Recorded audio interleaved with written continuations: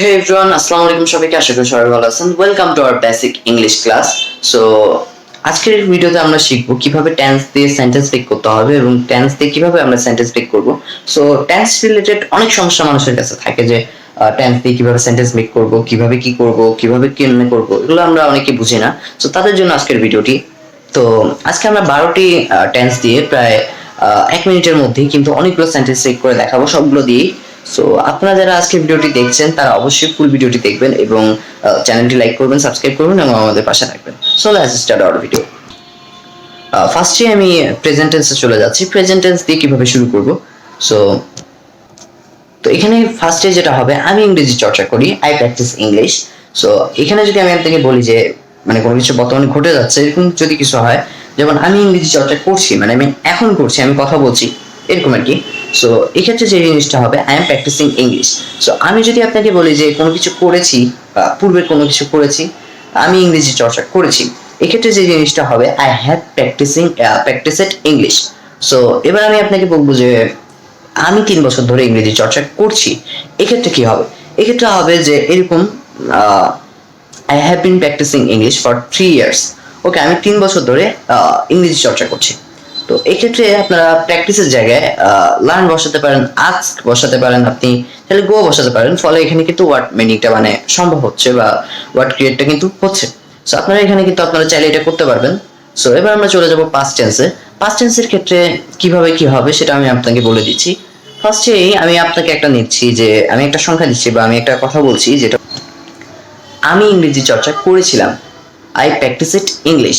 ওকে, এবার আমি আপনাকে যদি বলি আমি ইংরেজি চর্চা করছিলাম, আই ওয়াজ প্র্যাকটিসিং ইংলিশ। ওকে, এবার যদি আপনাকে বলি, তো এটা হচ্ছে এরকম যে আমি আমেরিকা যাওয়ার পূর্বে ইংরেজি চর্চা করেছিলাম। সো এই ক্ষেত্রে যেটা হবে, I had practised English before I went to America.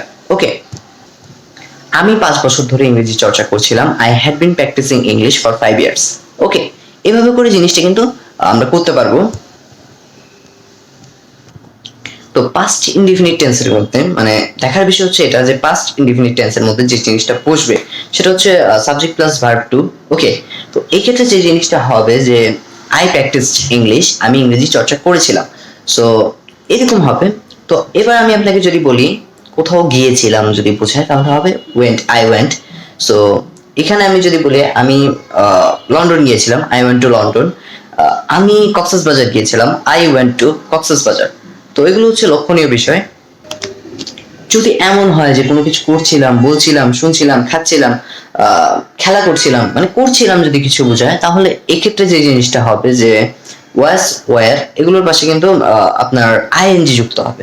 Okay, আমি যদি আপনাকে উদাহরণস্বরূপ বলি, আমি ইংরেজি চর্চা করছিলাম, আই ওয়াজ প্র্যাকটিসিং ইংলিশ। আমি লিখছিলাম, আই ওয়াজ রাইটিং। তো অনেকেরই কিন্তু পাস্ট কন্টিনিউয়াস টেন্স নিয়ে অনেক সমস্যা থাকে যে এটার কিরকম হবে, এটা দিয়ে আমরা মিনিং, ওয়ার্ড মিনিং করতে পারবো কিনা। সো এটা দিয়ে আমরা ওয়ার্ড মেকিং করতে পারবো খুব ইজিলি। সো এটার সংখ্যাটা অনেক ইজি। পাস্ট কন্টিনিউয়াস টেন্সে আমরা যেটা ইউজ করব সেটা হচ্ছে আপনার subject plus was, were plus verb ING. Okay, এরকম করে এটা কিন্তু বসবে। আমি আপনাকে উদাহরণস্বরূপ দেখিয়ে দিচ্ছি। আমি আমেরিকা যাওয়ার পূর্বে ইংরেজি চর্চা করছিলাম, এক্ষেত্রে যে জিনিসটা হবে, I had practised English before I went to America. Okay, আশা করি জিনিসটা ক্লিয়ার হয়েছে। তো এখন অনেকের মাঝে হচ্ছে পাস্ট পারফেক্ট টেন্স নিয়ে অনেক সমস্যা আছে। সো তাদের ক্ষেত্রে যে সংজ্ঞাটা হবে সেটা হচ্ছে সাবজেক্ট প্লাস হচ্ছে আপনার হ্যাড হবে। হ্যাড যদি হয় এক্ষেত্রে আপনারা জানি হ্যাড বসলে এক্ষেত্রে ভার্ব থ্রি চলে আসবে, মানে প্লাস ভার্ব থ্রি। এরপর আপনারা কিন্তু একটা বিফোর অ্যাড করে দিবেন, মানে plus before and plus verb to. Okay, আমি যদি আপনাকে উদাহরণস্বরূপ বলি, আমি আমেরিকা যাওয়ার পূর্বে স্পোকেন ইংলিশ চর্চা করেছিলাম, I had to practising English, spoken English, I want to before I want to America. Okay, যদি এমন হয় যে আমি কিছু একটা করছিলাম তাহলে এরকম হবে যে had been plus verb ING. Okay, এভাবে করে বসবে। আমি যদি আপনাকে একটু উদাহরণস্বরূপ দেখাই, আমি 3 মাস যাবত স্পোকিং ইংলিশ চর্চা করছিলাম, I had been practising English for 3 months.